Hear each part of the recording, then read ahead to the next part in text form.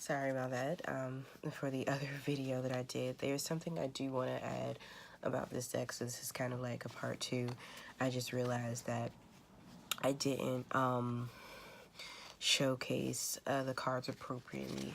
I don't necessarily read my cards upside down, so this is actually not necessarily uncomfortable for me.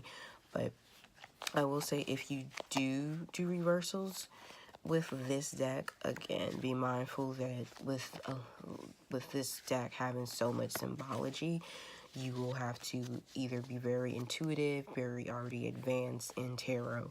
Again, I don't really suggest this deck for anyone that is a beginner. If you haven't really truthfully tapped into your intuition appropriately when reading cards. That's not to say that you couldn't do it. It's just this deck is really heavy. Other than that, I'm just showcasing some of the cards. Like, look at the Devil card. Pretty much is self-explanatory.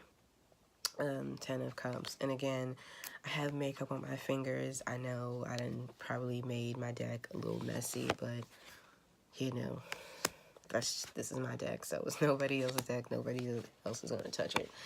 But again, look at the Blasted Tower card. That's pretty amazing.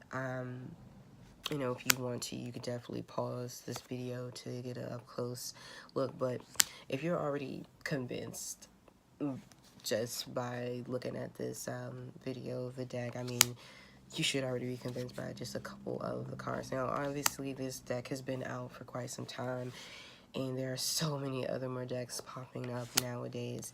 But I do believe you should have this deck in your arsenal if you are an avid tarot reader and you want to become more experienced. This is definitely the deck for you.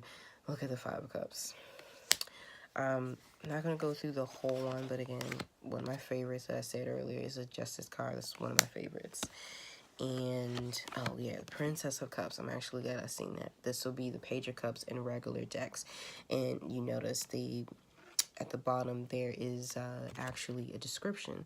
So this will be the Princess of the Palace of the Flood. So you obviously understand that this is water energy. I did mention that I would not necessarily meditate with this deck, but I mean, some of the cards may be doable depending on who you are. Let me see. This is the Lovers, the Universe. I think there is some other cards that are actually my favorites in imagery. Definitely the Strength card.